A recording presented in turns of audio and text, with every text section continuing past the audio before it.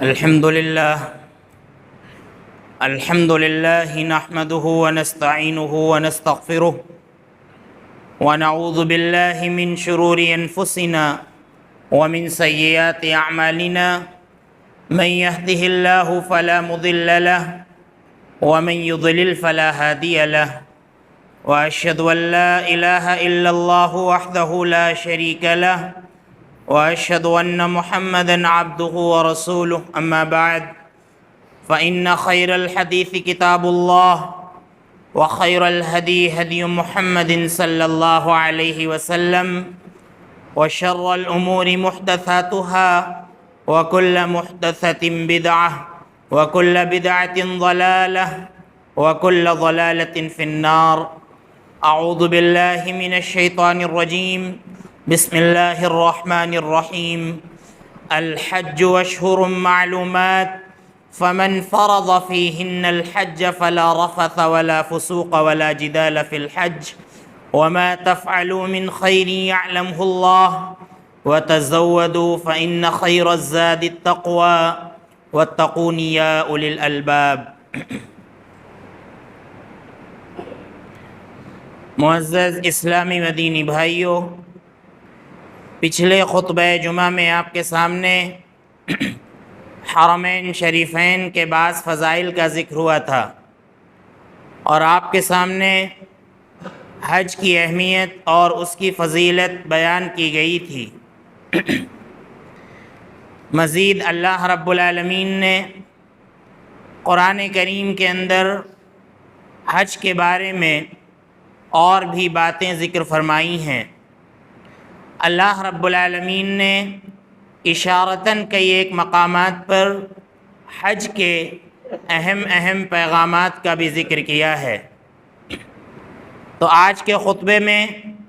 ہم اللہ رب العالمین کے انہی پیغامات کو جاننے کی کوشش کریں گے۔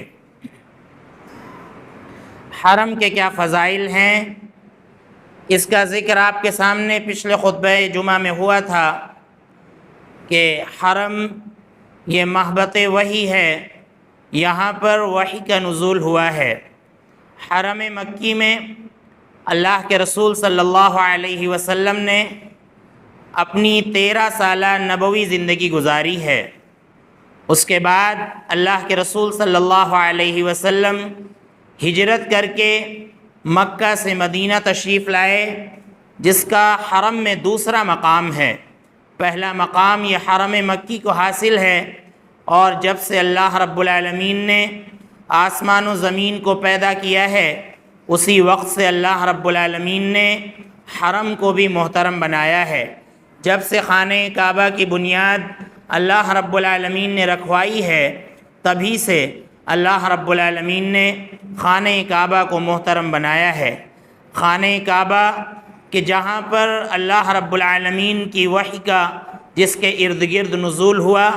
اللہ رب العالمین نے اس جگہ کو محترم بنایا، اور اللہ کے رسول صلی اللہ علیہ وسلم نے وہاں پر ایک نماز پڑھنے کا ثواب 1,00,000 نماز کے بارے میں 1,00,000 نماز کے برابر بتلایا ہے۔ خانہ کعبہ جس میں جنتی پتھر نصب ہے، جسے ہم حجر اسود کے نام سے جانتے ہیں، جس کا استلام کیا جاتا ہے، جس کو بوسہ دیا جاتا ہے، وہاں پر رکن یمانی ہے۔ اور اسی طرح سے آپ دیکھیں مقام ابراہیم، وہ پتھر کہ جس پر ابراہیم علیہ السلام کھڑے ہو کر خانہ کعبہ کی بنیاد رکھ رہے تھے، وہ پتھر آج بھی وہاں پر موجود ہے۔ اور آپ کے سامنے ذکر آیا تھا کہ اللہ رب العالمین نے فرمایا کہ وَاتَّخِذُوا مِن مَّقَامِ إِبْرَاهِيمَ مُصَلًّى، کہ مقام ابراہیم کو مصلی بنا لو، نماز پڑھنے کی جگہ بنا لو۔ لہذا آج بھی جب حاجی جاتے ہیں تو مقام ابراہیم کے پاس نماز پڑھنے کی کوشش کرتے ہیں، اگر جگہ مل گئی تو، ورنہ پورے حرم میں جہاں بھی ان کو جگہ ملتی ہے وہ 2 رکعت نماز پڑھتے ہیں۔ تو اسی طرح سے اور بھی بہت سی نشانیاں ہیں، صفا اور مروہ ہے، اللہ رب العالمین کی بہت ہی عظیم نشانیاں ہیں، اور اسی طرح سے اور بھی دیگر نشانیاں اللہ رب العالمین نے وہاں پر رکھی ہیں۔ اسی طرح سے آپ دیکھیے جب حاجی حج کرنے کے لیے جاتا ہے تو حج کا بالکل بھی تعلق مدینے سے نہیں ہوتا ہے، چونکہ سارے ارکان، سارے مناسک مکہ کے اندر ادا کیے جاتے ہیں، مکہ کے اندر ایک حاجی کا حج پورا ہو جاتا ہے، لیکن چونکہ وہ سعودی عرب گیا ہوتا ہے اور وہاں پر وہ مکہ کی زیارت کرتا ہے تو اس کی کوشش ہوتی ہے کہ اس مقام کی بھی زیارت کریں کہ جہاں پر اللہ کے رسول صلی اللہ علیہ وسلم کی مسجد ہے،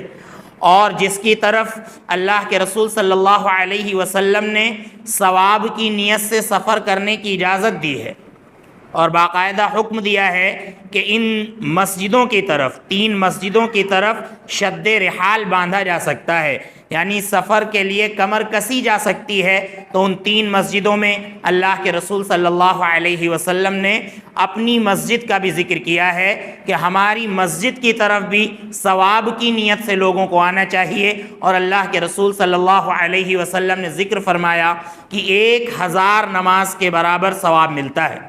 باقی مسجدوں سے 1000 نماز کے برابر ثواب ملتا ہے مسجد نبوی میں نماز پڑھنے کا۔ اور اسی طرح سے آپ دیکھیے وہاں پر اللہ کے رسول صلی اللہ علیہ وسلم کی قبر ہے، روضہ ہے، اس کی بھی زیارت ہوتی ہے، اور اللہ کے نبی صلی اللہ علیہ وسلم نے فرمایا کہ ما بین بیتی و منبری روضۃ من ریاض الجنہ، کہ ہمارے گھر اور منبر کے درمیان کی جو جگہ ہے یہ جنت کے باغوں میں سے ایک باغ ہے، روضۃ من ریاض الجنہ اللہ کے رسول صلی اللہ علیہ وسلم نے قرار دیا ہے۔ تو جب حاجی حج کرنے کے لیے مکہ جاتا ہے تو اس کی کوشش ہوتی ہے کہ وہ مسجد نبوی کی زیارت کرے، مسجد نبوی میں کچھ نمازیں پڑھے، اور اسی طرح سے ضمناً اللہ کے رسول صلی اللہ علیہ وسلم کی قبر کی زیارت کرے اور اس مقام کی زیارت کرے کہ جس کو اللہ کے نبی صلی اللہ علیہ وسلم نے روضۃ من ریاض الجنہ قرار دیا ہے۔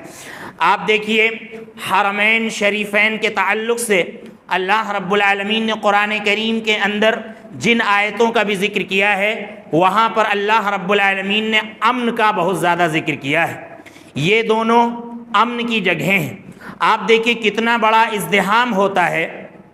مسلمانوں کا حج کے موقع پر، 30-35 لاکھ لوگ دنیا کے مختلف گوشوں سے حج کرنے کے لیے جاتے ہیں۔ اسی لیے اللہ رب العالمین نے قرآن کریم کی آیات میں مکمل امن کا ذکر کیا ہے کہ خانہ کعبہ کے پاس مکمل امن ہونا چاہیے، حرمین شریفین میں مکمل امن فراہم ہونا چاہیے تاکہ مختلف گوشوں سے آنے والے حجاج کرام کو کسی طرح کی کوئی تکلیف، کوئی پریشانی نہ ہو سکے۔ تو اللہ رب العالمین نے امن پر بڑا زور دیا ہے، اور ہم نے آپ کے سامنے ذکر کیا تھا کہ اتنا امن فراہم ہے کہ یہاں پر شکار کے لیے جانور کو ہکانا اور اسی طرح سے یہاں کی گھاس کو اکھاڑنا اللہ کے رسول صلی اللہ علیہ وسلم نے ناجائز قرار دیا ہے۔ اور اسی طرح سے آپ دیکھیں لقطہ، گری پڑی چیز،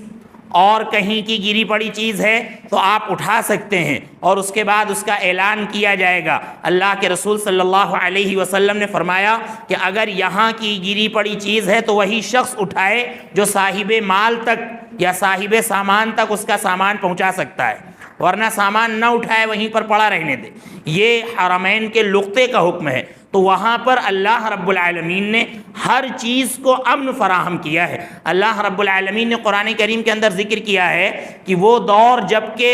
حرمین کے ارد گرد لوگوں کو اچک لیا جاتا تھا، لوگوں کی جانیں خطرے میں ہوا کرتی تھیں، اللہ رب العالمین نے مکہ اور مدینہ کے اندر اس وقت امن فراہم کیا تھا۔ یتخطف الناس من حولہم، اللہ رب العالمین فرماتا ہے کہ اولم یروا انا جعلنا حرما آمنا ویتخطف الناس من حولہم، کہ لوگوں کا کیا خیال ہے کہ کیا اللہ رب العالمین نے حرم کو امن کی جگہ نہیں بنایا جبکہ اس کے ارد گرد سے لوگوں کو اچک لیا جاتا تھا، لوگوں کی جانیں تلف ہو جاتی تھیں، لیکن اللہ رب العالمین نے حرم کو امن کی جگہ بنایا اور مسلمانوں کو سخت پھٹکار لگائی کہ یہاں پر بالکل جنگ و جدال نہیں ہونا چاہیے۔ فلا تقاتلوہم عند المسجد الحرام حتی یقاتلوکم فیہ، اگر کوئی تم سے جنگ و جدال کر رہا ہے تو ٹھیک ہے دفاع کرو، لیکن اپنی طرف سے خانہ کعبہ کے ارد گرد اور یہاں پر جنگ و جدال کی پہل نہیں ہونی چاہیے، اور یہاں پر قتل و غارت گری نہیں ہونی چاہیے، قتل و خون ریزی نہیں ہونی چاہیے۔ آپ دیکھیے آیت کریمہ ہم نے آپ کے سامنے تلاوت کی، اللہ رب العالمین اس میں ذکر فرماتا ہے کہ الحج اشہر معلومات، کہ حج کے جو مہینے ہیں وہ مقرر ہیں۔ عمرہ انسان سال بھر میں کبھی بھی کر سکتا ہے، کبھی بھی کر سکتا ہے، اور خاص طور سے اگر رمضان میں عمرہ کیا جائے تو اللہ کے رسول صلی اللہ علیہ وسلم نے فرمایا کہ العمرۃ فی رمضان تعدل حجۃ، کہ اگر رمضان میں عمرہ کیا جائے تو اس کا ثواب حج کے برابر ہے،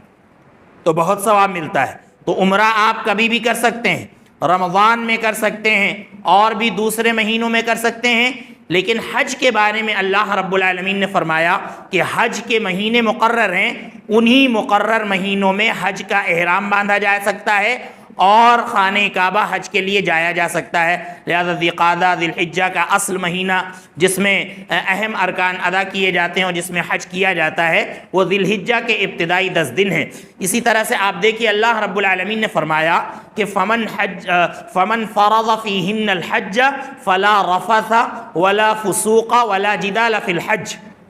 حج تو 35-40 لاکھ لوگ ہر سال کرتے ہیں، اور دنیا میں اکثر مسلمانوں کی تعداد اپنے اپنے گھروں میں ہوتی ہے، لیکن حج کے پیغامات جو ہیں تمام مسلمانوں کے لیے عام ہیں، پوری دنیا کے مسلمانوں کے لیے عام ہیں، چاہے وہ حج کرنے کے لیے گئے ہوں یا نہ گئے ہوں۔ اللہ رب العالمین فرماتا ہے کہ فمن فرض فیہن الحج فلا رفث ولا فسوق ولا جدال فی الحج، کہ جس کے اوپر ان مہینوں میں حج فرض ہو گیا ہے، فلا رفث، اس کو اپنی بیوی کے ساتھ کوئی بھی شہوانی حرکت نہیں کرنی، شہوانی حرکت نہیں کرنی۔ آپ دیکھیے اس میں بہت بڑی حکمت یہ ہے کہ پوری دنیا سے خانہ کعبہ میں مرد و عورت سب لوگ حج کے لیے پہنچتے ہیں، وہاں پر حج کرنے کے لیے جاتے ہیں، اور احرام کی حالت میں برابر عورت کے لیے بھی سر ڈھکنا منع ہے،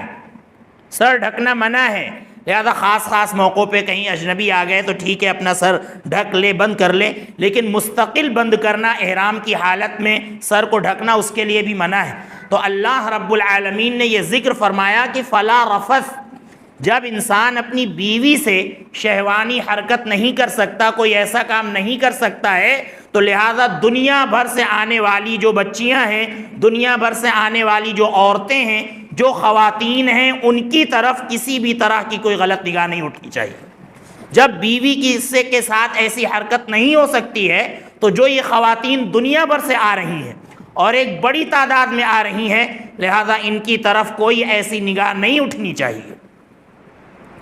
اسی لیے اللہ رب العالمین نے فرمایا کہ فلا رفث، رفث کی کوئی گنجائش نہیں ہے، شہوانی حرکت کی جائے اہلیہ کے ساتھ، بیوی کے ساتھ، اس کو ہماری شریعت نے حاجی کے اوپر ناجائز قرار دیا ہے، وہ اسی لیے تاکہ دنیا بھر سے آنے والی عورتیں امن و امان کے ساتھ وہاں پر رہیں۔ اسی طرح سے آپ دیکھیں نکاح کا پیغام دینا حالت احرام میں اللہ کے رسول صلی اللہ علیہ وسلم نے اس کو بھی ناجائز قرار دیا ہے۔ اس کے بعد آپ دیکھیں اللہ رب العالمین فرماتا ہے ولا فسوق، ولا فسوق، کوئی بھی فسق کا کام، نافرمانی کا کام خاص طور سے حرم کے اندر حالت احرام میں نہیں ہونا چاہیے۔ ولا جدال فی الحج، اللہ رب العالمین نے فرمایا کہ جدال نہیں ہونا چاہیے حج کے اندر۔ آپ دیکھیں کہ اتنی بڑی تعداد ہوتی ہے اور عرفہ اور خانہ کعبہ کے درمیان کا جو فاصلہ ہے بہت زیادہ نہیں ہے، لیکن آپ دیکھیے کہ 35-40 لاکھ لوگوں کو وہاں پر جمع ہونا ہوتا ہے اور وہاں پر وقوف کرنا ہوتا ہے۔ اتنی بھیڑ ہوتی ہے، اتنا ازدحام ہوتا ہے، انسان کے اندر چڑچڑاپن آ سکتا ہے بھیڑ دیکھ کر، کسی بھی طرح کی کوئی حرکت ہو سکتی ہے، لیکن اللہ رب العالمین نے خاص طور سے حکم دیا کہ وہاں پر جدال نہیں ہونا چاہیے، وہاں پر جنگ نہیں ہونی چاہیے، اور کسی طرح کی مزاحمت نہیں ہونی چاہیے، کسی طرح کی چھیڑ نہیں ہونی چاہیے وہاں پر۔ اور آپ دیکھیے اللہ رب العالمین نے اس سے بھی سخت انداز اختیار کیا ہے کہ وَمَن يُرِدْ فِيهِ بِإِلْحَادٍ بِظُلْمٍ نُذِقْهُ مِنْ عَذَابٍ أَلِيمٍ، کہ اگر خانہ کعبہ کے اندر، حرم کے اندر، حدود حرم کے اندر کوئی الحاد کا ارادہ کرتا ہے، یہاں کے ماحول کو بگاڑنے کی کوشش کرتا ہے اور یہاں پر کوئی نازیبا حرکت کرنے کی کوشش کرتا ہے یا یہاں کے پرامن ماحول کو مقدر کرنے کی کوشش کرتا ہے، اللہ رب العالمین فرماتا ہے نذقہ من عذاب علیم، ہم ایسے شخص کو دردناک عذاب چکھائیں گے۔ آپ دیکھ لیجئے کچھ بدطینت لوگ ہیں جو وہاں پر جاتے ہیں اور ماضی قریب میں اس طرح کی حرکتیں وہاں پر کر چکے ہیں کہ وہ دھکا مکی کرتے ہیں، مزاحمت کرتے ہیں اور دوڑ ہوتی ہے، اور نہ جانے مینا کے میدان میں اور اسی طرح سے عرفات کے میدان میں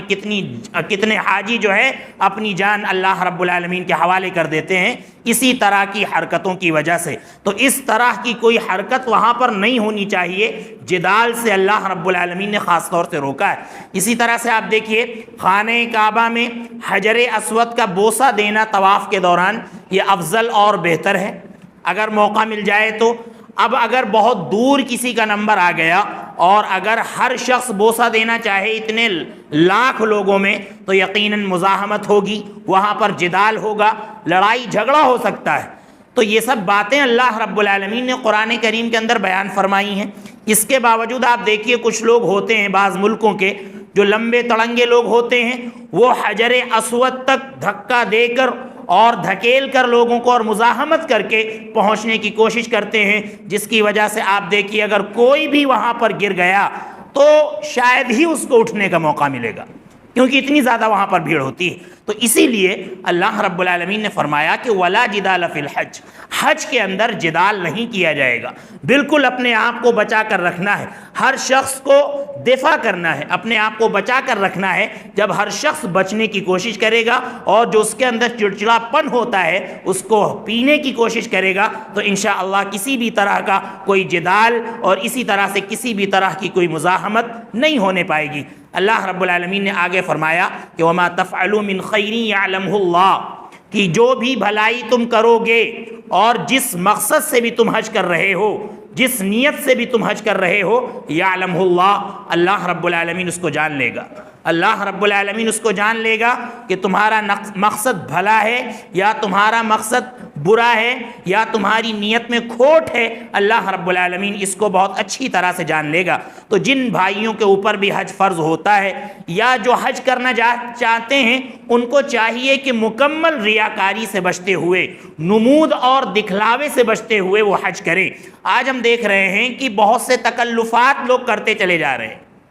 حج پہ جا رہے ہیں تو حج پہ جانے کا کھانا ہونے لگا ہے اور باضابطہ دعوتیں ہوتی ہیں، اور اب پتہ چلا کہ جتنا روپیہ حج میں لگ رہا ہے اتنا حج کے کھانے میں لگ رہا ہے، کیونکہ حج پہ جب جا رہے ہیں تب سارے رشتہ داروں کو بلایا جائے گا، گاؤں محلے والے کو بلایا جائے گا، اور اس کے بعد جب واپس آئیں گے تو حج سے واپسی کا کھانا ہوتا ہے۔ تو یہ میرے بھائیوں مناسب نہیں ہے، یہ جو بیجا تکلفات ہم بڑھاتے چلے جا رہے ہیں اس کو ختم کریں۔ اور پھر اتنی شہرت کہ ہار ڈال کر، مالا ڈال کر ایئرپورٹ پر کھڑے ہو کر فوٹو کھنچانا اور گھر سے نکلتے ہوئے فوٹو کھنچانا، پھر اس کو سوشل میڈیا پر ڈالنا، یہ بہت ہی غلط باتیں ہیں، ان سے ہمیں اجتناب کرنا چاہیے۔ ہم سمجھ لیں کہ اگر ہماری نیت میں کھوٹ ہے اور ذرا بھی اگر ہماری نیت کے اندر جو ہے بگاڑ پایا گیا، فساد پایا گیا، تو ہو سکتا ہے کہ ہمارے حج کا پورا ثواب ضائع ہو جائے۔ اب وہاں پر پہنچ کر موقع سے سیلفی لینا اور اسی طرح سے عبادت کرتے ہوئے، دعا مانگتے ہوئے دوسروں سے فوٹو کھنچوانا اور پھر ان کو سوشل میڈیا پر شیئر کرنا، یہ سب بہت ہی غلط باتیں ہیں، ان سب باتوں کی چندہ ضرورت نہیں ہے۔ لہذا بہت سے حاجی ہوتے ہیں حج کرنے کے لیے جاتے ہیں اور حج کر آتے ہیں، پتہ نہیں چلتا ہے، اور ان کو کوئی حاجی صاحب کہنے والا نہیں ہوتا ہے۔ بہت سے حاجی ایسے ہیں، اور بہت سے حاجی ایسے ہیں جو اتنے مشہور ہو جاتے ہیں کہ ان کو خود بھی ایسا لگتا ہے کہ اگر ہمیں کوئی حاجی نہیں کہے گا تو ہم برا مان جائیں گے، ایسا لگتا ہے۔ تو یہ سب نہیں ہونا چاہیے۔ اللہ فرماتا ہے کہ وَمَا تَفْعَلُوا مِنْ خَيْرٍ يَعْلَمْهُ اللَّهُ، جو بھی تم بھلائی کرو گے اللہ رب العالمین اس کو جان لے گا۔ اللہ فرماتا ہے وَتَزَوَّدُوا فَإِنَّ خَيْرَ الزَّادِ التَّقْوَىٰ، تم توشہ اختیار کرو۔ یہ جو حج کر رہے ہو، سفر کر رہے ہو، حج کر رہے ہو، اس کے لیے تم توشہ اختیار کرو۔ لہذا توشہ جو ہے سامان سفر کو بھی کہتے ہیں، پیسے کو بھی توشہ کہتے ہیں، اور آپ کے پاس جو سواری ہے وہ بھی آپ کا توشہ ہے، اور آپ کے پاس جو بھی سامان ہے، جو بھی لے جا رہے ہیں، وہ سب توشہ ہے۔ لیکن اللہ رب العالمین فرماتا ہے کہ فَإِنَّ خَيْرَ الزَّادِ التَّقْوَىٰ، سب سے اچھا توشہ جو ہے وہ تقوی کا توشہ ہے، پرہیزگاری سے اچھا کوئی توشہ نہیں ہے۔ لہذا جب آپ نیت کریں حج کرنے کی تبھی آپ کے اندر پرہیزگاری ہو جائے، پرہیزگاری کو اختیار کریں، تقوی کو اختیار کریں، اور اتنی عظیم عبادت کو آپ انجام دینے جا رہے ہیں، لہذا اس کے جو تقاضے ہیں ان کا ہم خیال کریں۔ آپ دیکھیں یہ باتیں تھیں۔ اس کے علاوہ آپ دیکھیں حج جو ہے اور عبادتیں ہم کرتے ہیں تو وہ عبادتیں یا تو بدنی ہوتی ہیں یا ہماری مالی عبادتیں ہوتی ہیں. مثال کے طور پر ہم نماز پڑھتے ہیں تو یہ بدنی عبادت ہے، اپنے بدن سے ہم عبادت کر رہے ہیں. زکوٰۃ دیتے ہیں، صدقہ دیتے ہیں تو یہ مال کی عبادت ہے. لیکن حج ایک ایسی عبادت ہے جو بدنی بھی ہے اور مالی بھی ہے. اس میں ہمارے بدن کی بھی ضرورت ہوتی ہے اور اس میں ہمارے اچھے خاصے مال اور پیسے کی بھی ضرورت ہوتی ہے.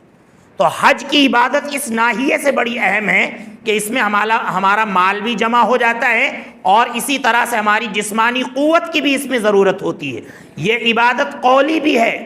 قولاً ہم ذکر کر کے بھی اللہ رب العالمین کی عبادت کرتے ہیں، اور یہ عبادت ہماری عملی بھی ہے اور اپنے جسم سے بدن سے ہم عمل کر کے بھی اللہ رب العالمین کی ہم عبادت کرتے ہیں. تو اس ناحیے سے یہ حج کی عبادت بہت ہی اہم عبادت ہے. آپ دیکھیں حج کے پیغامات میں سے سب سے اہم پیغام جو ہے وہ یہ کہ حج کے اندر قدم قدم پر آپ کو توحید نظر آئے گی. قدم قدم پر آپ کو توحید نظر آئے گی. سب سے پہلے آپ دیکھیے کہ جس کا طواف کیا جاتا ہے، جس گھر کا ہم طواف کرتے ہیں، اللہ فرماتا ہے وَلْيَطَّوَّفُوا بِالْبَيْتِ الْعَتِيقِ. لوگوں کو چاہیے کہ پرانے گھر کا طواف کریں، خانہ کعبہ کا طواف کریں. جس گھر کا ہم طواف کرتے ہیں اس گھر کا ذکر کرتے ہوئے اللہ رب العالمین فرماتا ہے کہ اس گھر کی ایک ایک اینٹ توحید پر رکھی گئی ہے. اس گھر کی جو بنیاد رکھی گئی ہے اس کی ایک ایک اینٹ توحید پر رکھی گئی ہے. اللہ رب العالمین فرماتا ہے وَإِذْ بَوَّأْنَا لِإِبْرَاهِيمَ مَكَانَ الْبَيْتِ أَلَّا تُشْرِكْ بِي شَيْئًا، کہ جب ہم نے گھر کی جگہ کی نشاندہی کی، ابراہیم علیہ السلام کے لیے جب گھر کی جگہ کی نشاندہی کی تو اس کا مقصد بتلایا کہ اے ابراہیم اللہ تشرک بی شیئا، میرے ساتھ کسی کو شریک مت ٹھہرانا. یعنی اس کی بنیاد رکھو تو اللہ رب العالمین کی توحید پر رکھو. اس گھر کی ایک ایک اینٹ اللہ رب العالمین کی توحید پر رکھنی چاہیے. تو اللہ رب العالمین کی توحید کا پیغام سب سے اہم پیغام ہے حج کے اندر. آپ دیکھیں کہ صفا پر جب پہنچا جاتا ہے تو دعا کی جاتی ہے، مروہ پر جب ہم پہنچتے ہیں تو وہاں پر دعا کرتے ہیں، اور اسی طرح سب سے افضل دعا اللہ کے نبی صلی اللہ علیہ وسلم نے بتلائی ہے کہ میدان عرفہ کی جو دعا ہے سب سے اہم دعا ہے. آپ دیکھ لیجئے پوری دعا کے اندر توحید ہے، پوری دعا کے اندر توحید ہے. جو دعا پڑھی جاتی ہے صفا مروہ پر پہاڑی پر، لا الہ الا اللہ وحدہ لا شریک لہ لہ الملک ولہ الحمد وہو علی کل شیء قدیر، کہ اللہ رب العالمین کے سوا کوئی معبود برحق نہیں. لہ الملک ولہ الحمد، ساری بادشاہت اسی کے لیے ہیں، ساری تعریفات اسی کے لیے ہیں. اللہ رب العالمین تمام چیزوں پر قادر ہے. یہ مروہ پر بھی پڑھتے ہیں، صفا پر بھی پڑھتے ہیں، اور افضل دعا جو میدان عرفات کی کہی گئی ہے وہاں پر بھی ہم یہی دعا پڑھتے ہیں، وہاں پر بھی ہم یہی دعا پڑھتے ہیں. اور اللہ کے رسول صلی اللہ علیہ وسلم نے فرمایا کہ افضل الحج العج والسج، کہ سب سے افضل حج یہ ہے کہ جس میں چیخ چیخ کر حاجی تلبیہ پکاریں، اللہ رب العالمین کا ذکر اس میں بلند کریں. اور جو تلبیہ حج کا جو قدم قدم پر حاجی پڑھتا ہے، لبیک اللہم لبیک لا شریک لک لبیک ان الحمد والنعمت والملک لا شریک لک، کہ لبیک اللہم لبیک، اے اللہ ہم تیری حاضری پر حاضر ہیں، اے اللہ ہم تیرے بلانے پر بار بار حاضر ہونے کی سعادت حاصل کر رہے ہیں. لبیک اللہم لبیک لا شریک لک لبیک، اے اللہ تیرا کوئی شریک نہیں، اے اللہ ہم حاضر ہیں، اے اللہ تیرا کوئی شریک نہیں، ہم حاضر ہیں. تمام نعمتیں، تمام احسانات اے اللہ تیرے لیے ہیں، ہر قسم کی بادشاہت اے اللہ تیرے اختیار میں ہے، اور تمام قسم کی تعریفات اے اللہ تیرے لیے ہیں. والملک لا شریک لک، اے اللہ بادشاہت تیرے لیے ہے اور تیرا کوئی شریک نہیں، تیرا کوئی شریک نہیں. یہ تلبیہ حاجی پکارتے ہیں، یہ تلبیہ حاجی پکارتے ہیں. اس کے باوجود اگر خانہ کعبہ کے اندر ہم جا کر شرک کے مظاہر دیکھیں تو اس سے زیادہ افسوسناک کوئی بات نہیں ہو سکتی ہے. اگر خانہ کعبہ میں جا کر بھی انسان توحید کا اظہار نہ کر پائے، توحید کے مظاہر نہ پیش کر پائے، تو اس کا مطلب یہ ہے کہ اس کے حج کرنے کا کوئی فائدہ نہیں ہے. آپ دیکھیے حج کرنے کے لیے جاتے ہیں، اس کے باوجود وہاں پر شرکیہ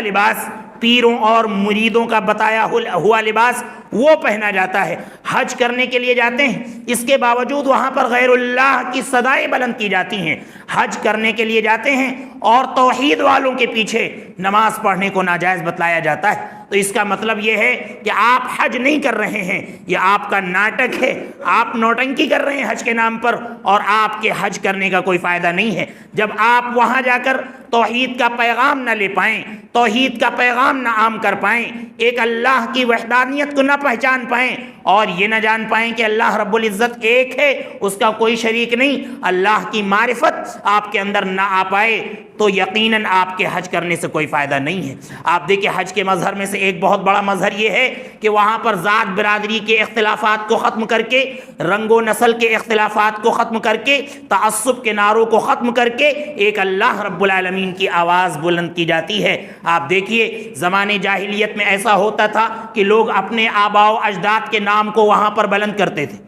لوگ اپنے آباء و اجداد کے نام کو وہاں پر بلند کرتے تھے کہ میں تو فلاں کا بیٹا ہوں، میرے دادا فلاں تھے، اس طرح کی آوازیں وہاں پر جا کر بلند کرتے تھے۔ اللہ رب العالمین نے سخت پھٹکار لگائی کہ فَاذْكُرُوا اللَّهَ كَذِكْرِكُمْ آبَاءَكُمْ أَوْ أَشَدَّ ذِكْرًا، کہ اب تمہیں ایسا کرنا چاہیے کہ اللہ رب العالمین کا اتنا ہی ذکر کرو کہ جتنی کثرت سے تم اپنے آباء و اجداد کا ذکر کرتے تھے، جس طرح سے تم اپنے باپ داداؤں کو یاد کیا کرتے تھے، اس سے کہیں زیادہ اب تم کو اللہ رب العالمین کو یاد کرنا ہے، اللہ رب العالمین کی آواز بلند کرنی ہے۔ لہذا اس اتحاد کے مظہر میں آ کر، اس اتحاد کی جگہ پر آ کر کہ جہاں پر رنگ و نسل کا اختلاف ختم ہو جاتا ہے، جہاں دنیا کا ایک کالے سے کالا انسان پہنچتا ہے اور دنیا کا ایک گورے سے گورا انسان پہنچتا ہے، دونوں ایک دوسرے کی زبان نہیں سمجھتے ہیں، لیکن آپس کی جو السلام علیکم ورحمۃ اللہ وبرکاتہ کہنے کے بعد جو مسکراہٹیں ہوتی ہیں وہ بہت کچھ پیغام دیتی ہیں۔ ایک کالا انسان حبشی ایک گورے شخص کو سلام کرتا ہے، ایک گورا شخص مسکرا کر اس کا جواب دیتا ہے۔ یہ مسکراہٹ اپنے اندر بہت بڑا پیغام رکھتی ہے، یہ مسکراہٹ اس بات کا پیغام رکھتی ہے کہ ہم سب ایک ہیں، ہمارا کلمہ ایک ہے، ہم سب توحید کی بنیاد پر جمع ہوئے ہیں، رنگ و نسل کا اختلاف نہیں، لباس کا اختلاف نہیں، زبان کا اختلاف نہیں، ہم صرف اور صرف کلمے کی بنیاد پر ہم جمع ہوئے ہیں۔ بہت بڑا وہاں پر ہمیں پیغام ملتا ہے، لہذا اس بات کو بھی ہمیں سمجھنا چاہیے، جو اتحاد کا مظہر وہاں پر ہوتا ہے اس کو ہمیں برقرار رکھنا چاہیے۔ اور اسی طرح سے آپ دیکھیے کہ حج یہ ہمیں جو ہے میدان محشر کی یاد دلاتا ہے، ایک بہت بڑا پیغام ہے۔ یہ ہمیں نقطہ کہاں سے ملتا ہے کہ سورہ حج جس کے اندر اللہ رب العالمین نے حج کے بہت سے مسائل کا ذکر کیا ہے، اس کا نام سورۃ الحج ہے، اور اس کی جو شروعات ہوتی ہے وہ قیامت کے زلزلے سے ہوتی ہے۔ یا ایھا الناس اتقوا ربکم ان زلزلۃ الساعۃ شیء عظیم، حج کے مسائل ہیں آگے، لیکن ذکر جو شروع ہو رہا ہے قیامت کے زلزلے سے ہو رہا ہے۔ قیامت کا زلزلہ ہمیں یاد آتا ہے کہ ٹھاٹھے مارتا سمندر ہے 30-35 لاکھ لوگوں کا، اسی طرح کا ٹھاٹھے مارتا سمندر آخرت میں بھی ہوگا، قیامت کے دن ہوگا کہ یوم یکون الناس کالفراش المبثوث، جس دن لوگوں کی حالت ہوگی کہ وہ پروانوں کی طرح ہوں گے، اور بالکل جس طرح سے پروانے دیے پر گرتے ہیں، چراغ پر گرتے ہیں، شمع پر گرتے ہیں، اسی طرح سے لوگ گر رہے ہوں گے، مدہوش ہو رہے ہوں گے۔ وَتَرَى النَّاسَ سُكَارَىٰ وَمَا هُمْ بِسُكَارَىٰ وَلَٰكِنَّ عَذَابَ اللَّهِ شَدِيدٌ، تم دیکھ رہے